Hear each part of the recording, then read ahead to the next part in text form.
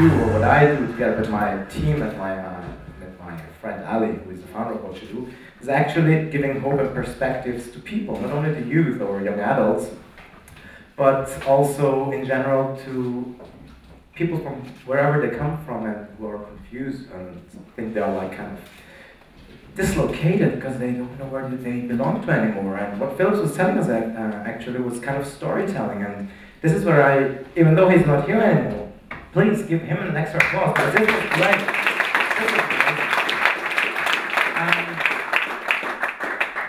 Don't be scared, I have a water bottle with me, but that doesn't mean that I'm going to talk for hours here. I only have 14 minutes left, which is actually good, because to come to the first point now, I'm pretty excited, as I said before, and I'm challenged. I'm excited because I'm here on stage at TEDxPannonia. TEDx, 2 years ago, I didn't know what TED actually is or means or stands for. A year later, my friend and business partner Ali was telling me about TED and TEDx and visited TEDxPannonia for the first time when TEDx actually arrived here in Austria. And now in 2011, I'm here representing our team and also my friend and partner Ali, who couldn't make it unfortunately today because he has other different assignments which are very important for us as well. But I hope you guys will be happy with me as well. Second choice. I'll put that away, otherwise you're scared. So, the challenge, I said excited but challenge as well, because I'm used to elevator pitches, and pitches in general. They take 3 minutes, and I have 15 minutes, 30 to go, so let's see if I can make it. What should I start with? Actually, storytelling was one term I used before, and which is part of our platform, whatchado, because we let people talk, video content, video format, and what the goal we have, which we have to achieve, is like giving perspectives out to people who might be confused or have not the real idea of what their potential is. How did we get there, or how did I get there? Might be interesting as well. For me, at least, it was. 3 stories, and then connecting the dots. You might know it, you might have heard it before, Steve Jobs, but that's just coincidence. The first story, I'll go back in time. My grandpa, who died in 1994, shortly before he passed away, and you have to just to get the right picture. My grandpa was ambassador, so always suited up, drinking his whiskey, sitting in the corner, and being very diplomatic. Me being 11, 12 years old, saying, "What the fuck is he saying, doing?" Actually, it's like, weird, man. But I was pretty surprised because, you know, I never had a very emotional talk with my grandpa. I was 12, he was like an ambassador. And so before he died, I was at his apartment, and he was talking to me as if he would have known me for more than 12 years. And I remembered the words actually like a couple of years ago, or of course it was somewhere in my heart, but you know, when you're 12, it's like, ah, cool, what does that mean actually? He told me, you know what, I pushed your mom and your aunts, so his 2 daughters, to actually live his dream. What was that? He loved classical music, he loved to play the piano, but he was an ambassador, so he couldn't actually fulfill his dream just like being a musician. So he tried to do it with his daughters. So my mom and my aunt started playing the piano at the age of 5, 6. You know, they were pushed to it, that was not their dream. My grandpa wanted them to play because he loved it. So, of course, he enjoyed when they played piano. But, you know, kind of broke my mom and my aunt as well somehow, because they had to spend like 7, 8 hours sometimes a day playing or practicing. So that's a lot, especially for a kid who has other stuff to do, more interesting stuff to do, maybe. So my mom is still playing the piano. She loves my grandpa, but she couldn't go her way. I mean, it's a different story. A long story, short reception, told you. That was interesting for me, like thinking of it like a couple of months ago, that my grandpa, he let's put it this way, he regretted that he had pushed other people, his daughters, to do something what he wanted to do actually. But yeah, you know, as it was, we can't turn back time, so try to make the best of it. The second story I wanted to tell you, or gonna tell you because I have 10 more minutes to go, is I was on a plane a couple of years ago. I was escorting refugees to the States. Refugee program going from Iran to the States, religious minority. I was on the plane with them. I was not sitting exactly next to the refugees, but was seated somewhere else as the escort. And when I took a seat, I overheard the passengers next to me talking in Farsi. I was like, damn it, they're Iranians as well. If I start talking Farsi to them, they won't leave me alone for the next 13 hours. I was going from Frankfurt to LA. So, as it always happens, the stewardess, the flight attendant, she asked them something they didn't understand. It was Lufthansa, so she asked first in German, then in English. They were like, I was like, damn it, I have to help. So I did. This was my coming out, actually. I'm Iranian, I can translate it for you. So I did, and like, yeah, what I expected there in the first place was like the next 13 hours was a monologue of my neighbor passenger. Which was pretty interesting. I mean, 10, 11 hours, let's put it this way, because he slept for 2 hours, I think. So 11 hours he was telling me about his life and the Iranian Revolution, Islamic Revolution, and I mean, at the end, shortly before we arrived, I was kind of listening to him, but I was tired. It was a long flight, and it's quite tiring if you have to listen to one person the whole time. Of course, I could have started a dialogue, but different story. At the end, before we landed, I just asked him a couple of questions, 5, 6 questions, not to be rude, but also to get the content of what he was talking about, just summarizing.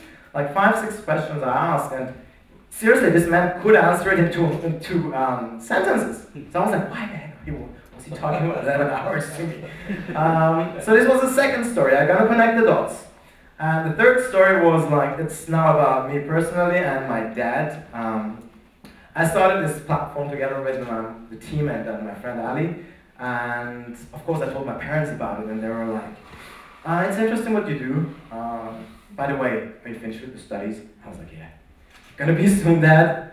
And I was like, do you earn any money? I was like, no, Dad, but the idea behind it, the concept, it's fabulous. I believe in it. And I was like, all right, a couple of days, not even weeks later, he asked me again.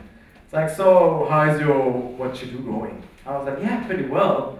We reach out to the people, and the people really like it, and the idea is like still fascinating. And I was like, good, do you earn any money? I was like, no, it's not about money while I'm doing that actually, Dad. Then, like, my dad is very patient, but he had it there. He was like, question, son. I was like, yeah. I was like, he's really interested in what I'm saying. And, which is sad, huh? He was asking me like, are you kind of Red Cross organization? I was like, I thought he's like focusing on content, like helping other people. I was like, no, but we're doing this. And I was like, no. He interrupted me straight there. I was like, are you Mother Teresa? Huh? How do you mean that now, actually? I was like, I seriously asked him, like, how do you mean that, Mother Teresa? I'm doing something good, I think, but he was like, no.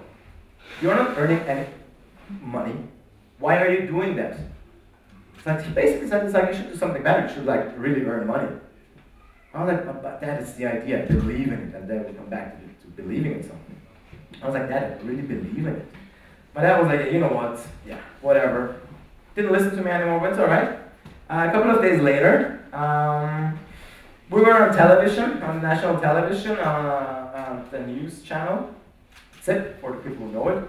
And the next days at the radio stations, they were like having these reports of the young generation, the lost generation, that they are confused, they have no idea what to do, and they need some guidance, and have no idea what kind of jobs are out there. And my dad called me, he's like, son, you can make money with that. I was like, yeah, at least he's supporting me right now. Because he's thinking, oh, money.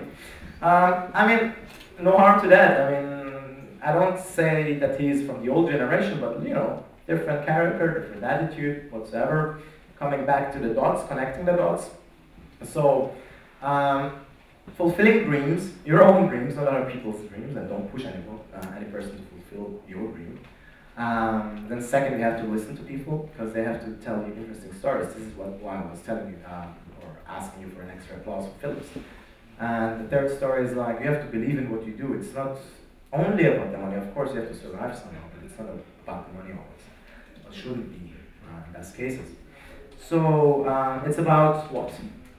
When we were kids, we had our parents who were our role models, actually. They supported us, they assisted us. A life without our parents, we couldn't even think or imagine that at all. So the next step was like, all right, we have our parents, but we have to believe in superheroes. All right, we have the role models, we have the superheroes. And believe me, everybody in this room, you are superheroes and you are role models. You might not know it by now, but you're gonna know it soon. And then, you know, becoming a teenager, kind of a rebel, you don't believe in anything anymore. I mean, you believe in something, but you are against everything. And then becoming an adult, a young adult, not everybody of course, but at least it was my case. I lost confidence. I was like, what exactly should I do? I mean, do I have any potential? Do I have any talent? I'm not playing any instrument. I'm good at sports, but what is sports? I mean, I'm not a professional, so I can't make money with it. So you kind of struggle. And then I was like, yeah, we all have talents. Some of us, they don't know their talents yet, but some of them they will discover, and please give the people the time to discover their own talents. And we all will need role models of course, but we don't have always to look up to other people, because we deep inside ourselves are role models for ourselves and also for other people. And this is what the platform, what you do is actually presenting. We let people talk, and we let other people listen.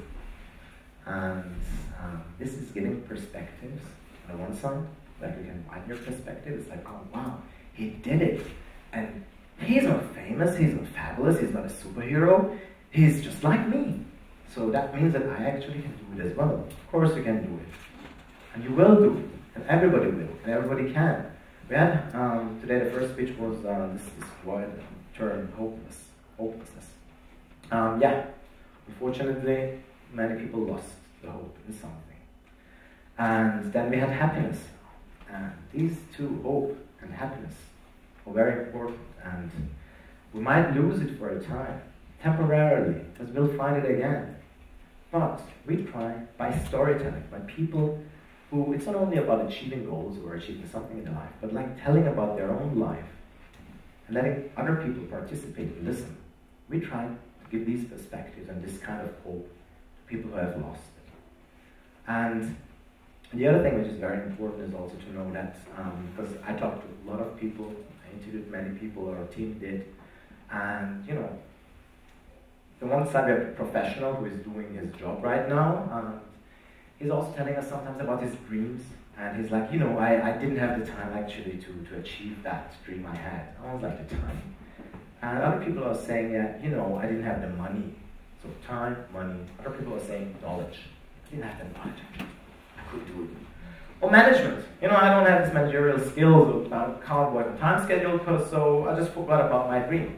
This is denial. This is bullshit. Seriously, it's like if we talk about time, money, knowledge, or management, we all can do it. These are just excuses, and we just have sometimes to listen to ourselves and inside, to just go deep inside and focus, which is very important, because all these things, all these excuses are based on one feeling actually, which is emotion, which can sometimes, or many times, block us, and we shouldn't let our own emotions block us.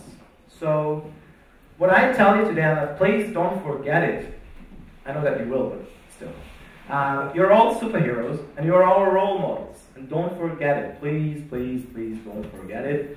If you still can, and I bet you can, fulfill your dreams, and give this spirit to other people. And this is all what TEDx is about. It's about spirit. It's about perspectives. It's about opportunities. It's about hopes. It's about infinite dreams. It's about Harald and Hermann. Thank you.